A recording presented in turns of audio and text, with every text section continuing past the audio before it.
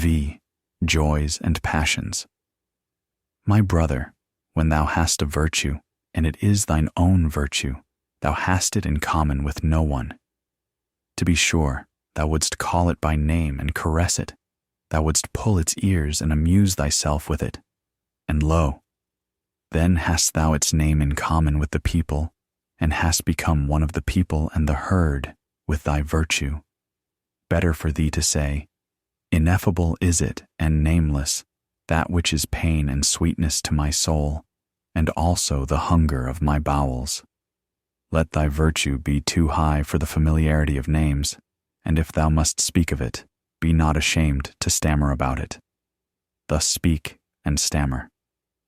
That is my good, that do I love, thus doth it please me entirely, thus only do I desire the good.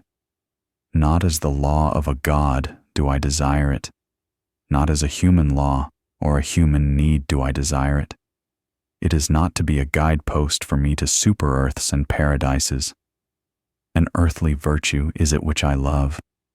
Little prudence is therein, and the least everyday wisdom. But that bird built its nest beside me. Therefore, I love and cherish it. Now sitteth it beside me on its golden eggs.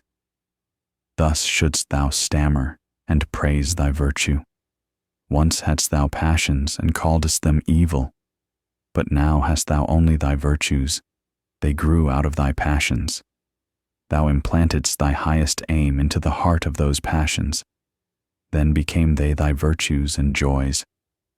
And though thou wert of the race of the hot-tempered, or of the voluptuous, or of the fanatical, or the vindictive, all thy passions in the end became virtues, and all thy devils angels.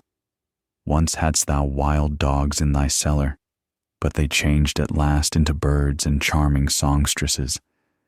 Out of thy poisons broodst thou balsam for thyself. Thy cow, affliction, milkedst thou. Now drinketh thou the sweet milk of her udder. And nothing evil groweth in thee any longer, unless it be the evil that groweth out of the conflict of thy virtues. My brother, if thou be fortunate, then wilt thou have one virtue and no more. Thus goest thou easier over the bridge. Illustrious is it to have many virtues, but a hard lot, and many a one hath gone into the wilderness and killed himself, because he was weary of being the battle and battlefield of virtues.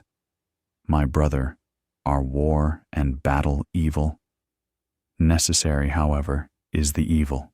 Necessary are the envy and the distrust and the backbiting among the virtues. Lo, how each of thy virtues is covetous of the highest place. It wanteth thy whole spirit to be its herald. It wanteth thy whole power, in wrath, hatred, and love. Jealous is every virtue of the others, and a dreadful thing is jealousy. Even virtues may succumb by jealousy. He whom the flame of jealousy encompasseth, turneth at last, like the scorpion, the poisoned sting against himself. Ah, my brother, hast thou never seen a virtue backbite and stab itself?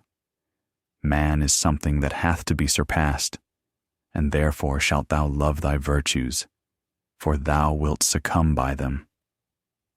Thus spake Zarathustra.